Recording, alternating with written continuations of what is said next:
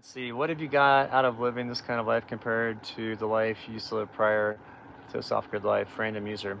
Well, so I was in the corporate world in my previous life. I was in sales, and a lot of it was geared around technology. Like I worked for homebuilder.com, which was the sister company of realtor.com. Realtor.com was resale. We were new homes. Worked in that space for, gosh, like, let's see, 1998 to 2006 is when so I did that for 8 years and worked my way up. I ended up becoming district or a manager of the state of Colorado, and then got transferred out to California to help clean that up because there were some problems with the accounts, and there were really big national builders out there that we had agreements with that were multi-million-dollar deals, and so I had to negotiate all those. So did that, but then I got tired of that company because the management was just, I don't know.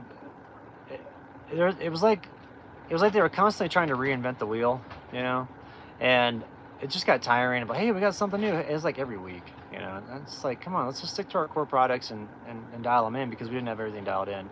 Ultimately, the company had to be sold to a different company because they just mismanaged it, and it just lost all of its clients and stuff like that. So it was like a shell of its company when it was sold. And then I moved on, and I worked for actually an AstroTurf company for a little bit, but didn't like that. So I got out of that and went into digital animation. And that was kind of cool because you could take like floor plans for a house or like a housing development, and you can make a total model of it, and it looks realistic, you know. And then so that people would use it for like pre-marketing purposes. The marketing managers would use that for like pre-sales, say, hey, this is what the community is going to look like when we start building it, but right now it's just a patch of dirt. But people in California, you know, like at that time the market was so good that it was people were buying lots before land was even, you know, developed yet. And so after that, I went to work for a sign company, and I had some problems with the owner there.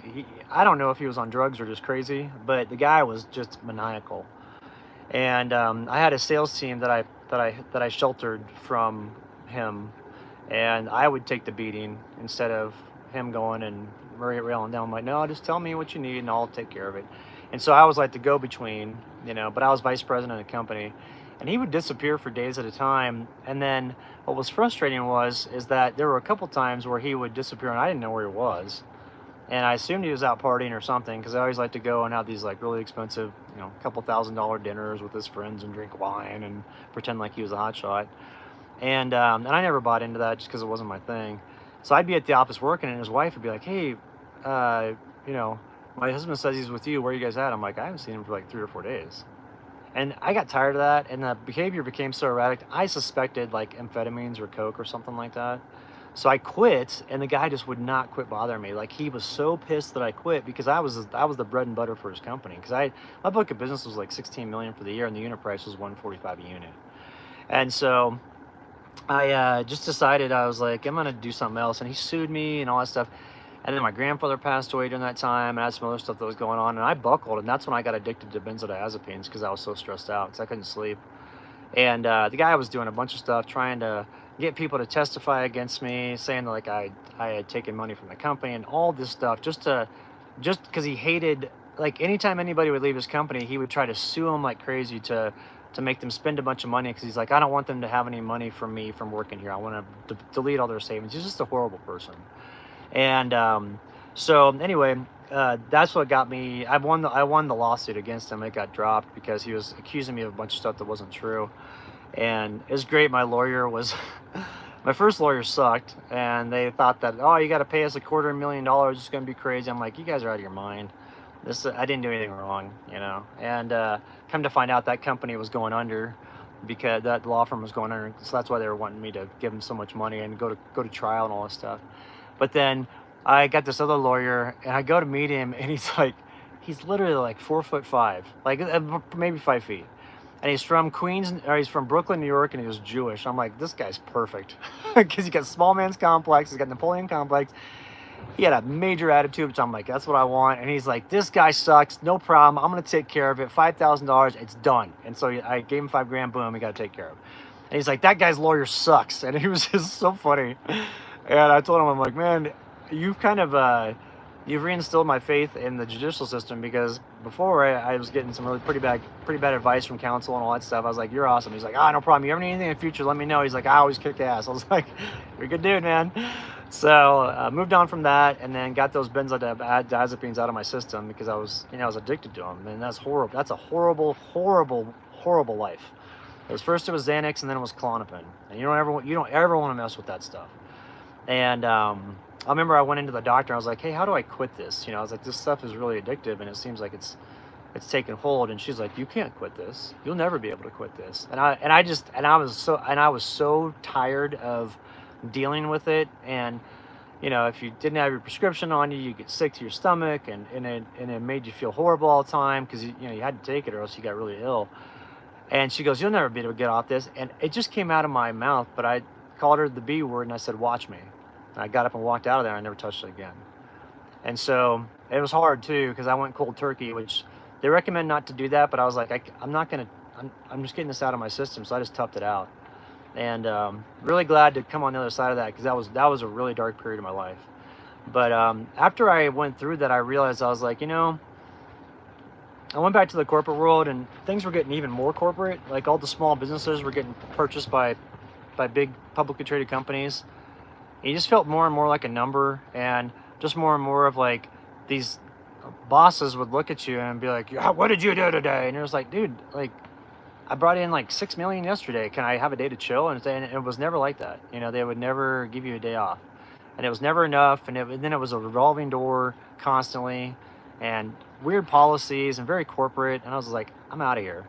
And so I just realized, I was like, I can't change that environment, but I can change mine. I can't change the corporate world, nor would I want to. I was so burnt out. I was like, I shouldn't have even gone back to the corporate world. I should have just gone out here instead. But I went back for 5 years, and the whole time I was like, I hate it. And when I left the corporate world, I knew that if I got out here and I still had a foot or like a back door open to get back into that, if things got rough, I would go back to it. So I burned every bridge I had. And I didn't mind it with some of the clients that I had at the time, because they were always so late to pay me. I just went and read them the riot act and be like, you guys suck. You never pay your vendors on time. We have to front the payroll. I'm not your bank. You're publicly traded. Why should I be fronting your marketing service when you sign a contract saying you're going to pay me by X date after the service is run, and you never, ever, ever, ever meet that date? It's always late. And I'm talking not even like, not just like a week or two, like a month late. So here I am fronting payroll as a small business. My payroll was 10 grand a week. So if none of my clients paid, that week, I'm out 10 grand that week. Well, that happened all the time. And I got so tired of that. And I would ask them, can you please pay me on time? Oh, we'll get you on time next payment cycle. And it would come and go, and it would never be on time. And I thought, you know what? I'm going to sit here, and I would get so pissed. And I was like, I'm going to sit here, and if I don't make a move now, I'll wake up a decade from now, and I'll be dealing with the same crap. The only difference is I'll be a year older. And so I decided to hit the road. And I remember when I put it out online, I figured if I put this out there and say, hey, I'm hitting the road, and then have like the public hold me accountable, I'll do it. And so I put it out there. I said, I'm hitting the road. As soon as I get rid of my stuff, Sierra and I are out of here. And in 3 weeks, all of our stuff was gone, because I put everything on Craigslist. And in 3 weeks, it was all gone. I'm like, wow. And there was this big dumpster right behind in the alley behind the house I was in. I had this bungalow in downtown Denver at 33rd and Curtis, by Curtis Park in the Rhino district. And that was before it got all swanky, so I was back there in the old days.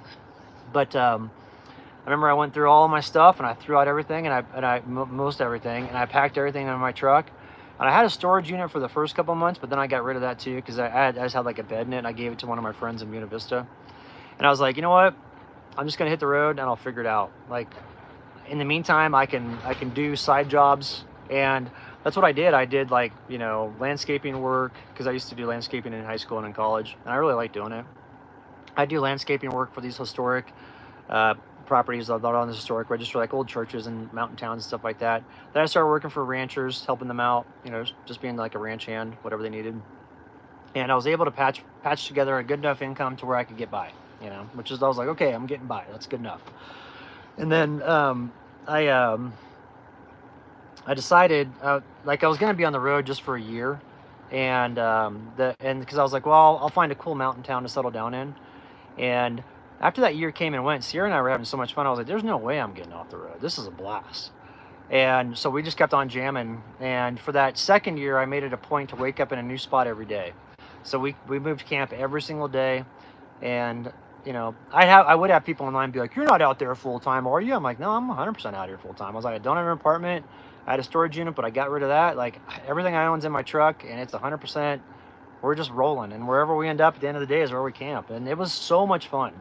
And I spent a lot of time out of cell range. I use the Garmin InReach GPS for two-way texting, and then the app on my phone, you know, because it's easier to do that through the phone than it is to do it on the thing. And it was great. And I really kind of lost myself in the backcountry with Sierra. I mean, we just, for years, we'd go back there, and I'd go back, you know, we'd get on trail. We wouldn't see people for like a week or two at a time. Then I come back in town, and I realized I tried to be like funny, because I was always pretty witty when I was in the corporate world.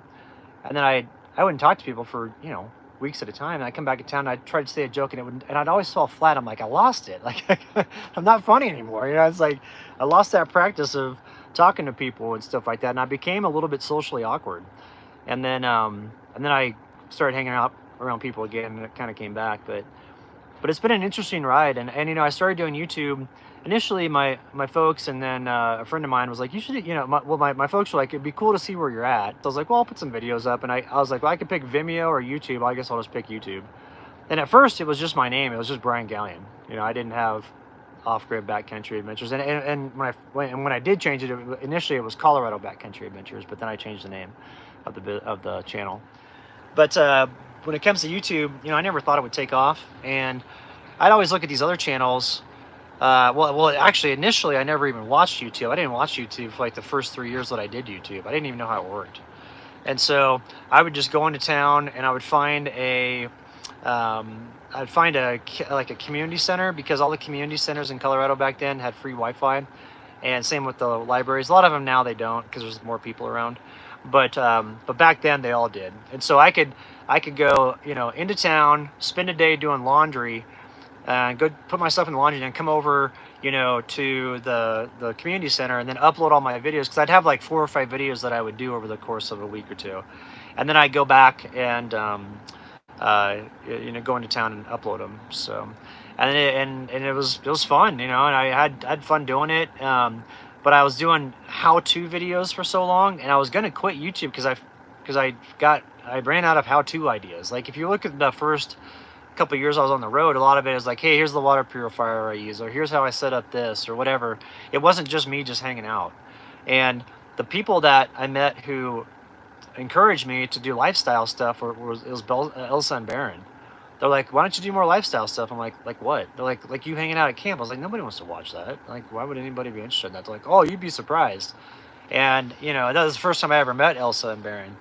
And so once I started doing the lifestyle stuff and it took off, I was like, wow, there's really something to this. And I messed up. Rogan hit me up one time. Joe Rogan. There was a video. If you go back, if you look at my winter camping videos on my main page, the second or third one is the one where I had the side room and with the wood stove in it. And there was a Joe Rogan podcast on in the background about where he and his friend, or he and his family, went to New Zealand or something like that. And so the guest that he had on, because he always has outdoor guests on, that's why I always love tuning in. But the guests he had on, they were talking about traveling, and I did not sync up the audio to match the shots. It just happened, and the audio just matched everything perfectly from the Rogan podcast to whatever shot I was doing, and it just came together really well. And when I edited it, I was like, wow, that those audio clips matched perfectly. And I wasn't even paying attention to the audio clips, really. I mean, I was listening to it, but I wasn't saying like, oh, I'll wait for the sentence to end and then I'll stop recording. It's like I would just say, like, whenever I was done with the shot, I would just quit doing it. And so Rogan hit me up that next morning, and at that time I still hadn't really, I had never watched YouTube, and so I didn't know you could just click on someone's user's name and see if they have a channel. And I was literally that morning in my drop down room, and I'm sitting on the ground, and uh, I was going through comments, and I'm like, Joe Rogan, and I was like, because I was listening to Rogan podcast, he was like, I quit all social media. And he was saying that while I was looking at my comment section, and he's like, I quit all social media. I'm off YouTube. I'm off Facebook. I'm off Twitter. You know, I'm not checking it anymore. I'm not doing anything. And so what I thought when I got the comment, I'm like, well, somebody took his username then, because I didn't know how YouTube worked. I didn't know I could click on it and see like, oh, that was actually Joe Rogan. And I can't remember the question he asked me. He asked me something about truck camping. And I remember thinking to myself, I'm like, look at this poor loser. It's probably some 40-year-old dork, you know, sitting in his parents' basement pretending to be Joe Rogan. He's even using the Joe Rogan logo. Not even realizing in my dumbness that it was Joe Rogan. And I feel stupid about that, because I would really like to thank him for keeping Sierra and I company for so long, you know, especially during the winter camping.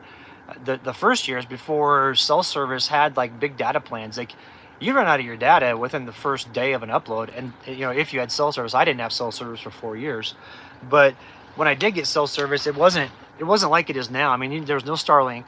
Unlimitedville at that time hadn't come out, so there wasn't like an unlimited cellular service that you could use to upload stuff from camp.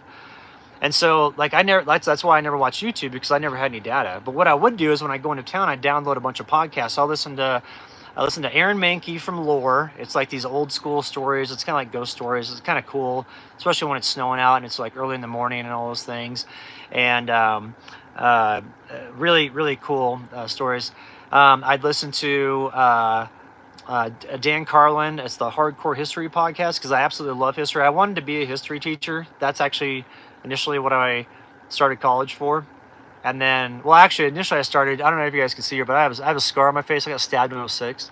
So I've got, my cheekbone got infected. And if you ever touch my face here, it's actually, there's like an indentation, because they had to take out a bunch of skin. So it's right up against the cheekbone. And over here, it's not. So, but luckily, like when I smile, I've got a little indentation here. So it kind of matches up. But you can see it in the light here. So I've got this. So initially, like the first year, I was like, well, I'm going to be a plastic surgeon. And then I was like, I started taking all the classes. I'm like, I'm not going to be a plastic surgeon. So I transferred over to the College of Education, the secondary education. And I loved it, because it was like me and all women in the classes. I was like, got it made. You know, this is all my study focus groups for me and like 6 women. I was like, this is stellar. But then I realized after a while, I was like, you know, unfortunately, the education system just doesn't pay very well. And I wanted to have a life where I could afford to travel, because I really like to do things. And so I went into business instead. So I did a business administration with a minor in marketing, and I was 3 hours away from a minor in Spanish. And I was thinking about going to international business school, but I ended up scrapping that. But there's a school in Arizona. It's called Bluebird. I think it's either Bluebird or Blackbird. I think it's Bluebird. But it's a great international business school. If you go there and get like your master's from there, you get a really good job. But anyway, long story short, I'm very pleased with how things have worked out. And actually, my friend Chris Colbert, he has got a channel called That Hiking Guy. He's the one that really encouraged me to do a lot more. Because initially, when I was winter camping, my first year winter camping, I almost didn't film. Because I was like, no one wants to see me sitting in a tent doing nothing. Because I was thinking I always had to do videos about like the how-to videos, you know, like what I was talking about. But he was the one that encouraged me. You got to do the winter stuff. You got to do the winter stuff. And so I kind of filmed one. I filmed one day in a hurry to kind of, Chris, if you're watching this, this is not meant to be offensive at all. You know, we're homeboys. But I did it to make Chris stop asking me to post a video, because I was like, dude, he's asking me all the time to post a video. He's telling me I need to do this. And then I posted it, and I didn't check it for a little bit, and I checked back, and it had gotten a ton of views. I was like, well, I guess Chris knows what he's talking about. so it took off, and I realized there was stuff on it. But back to, you know, the Rogan thing. I'd just love to tell him if I ever got a chance. And first off, I'd apologize for being an idiot, not realizing it was him that hit me up. But just tell him, like, thanks, dude, for keeping us company, because I just download those podcasts before I'd, you know, go back to the backcountry. And that's literally our only entertainment for like 2 weeks, is we'd have history podcasts. We'd have these podcasts from Aaron Mahnke from Lore, you know, that were different stories about witches and stuff like that. It was really cool. And then the Rogan podcast. And that was my entertainment for years. And then once I finally got a cell phone and I could dial up stuff, I started to watch YouTube by like year 5 of me doing YouTube. But even during that time, like Mav hit me up a bunch. I didn't even know who he was at the time. Like, and then I started following his channel. And at the time I started following his channel, I had about 100,000 subs and he had 200,000 subs. And he was going to come out and go fishing with me. But then we had a bunch of fires that hit Colorado. And then I got the parasite. And then so all those plans were scrapped. And I've emailed Mav a few times over the years since, but we don't have any plans to fish or anything. But if he ever wants to come out and fish, I could show him some cool spots in Arizona or in Colorado. But you know, I missed a lot during that time because I wasn't plugged into YouTube. I didn't know.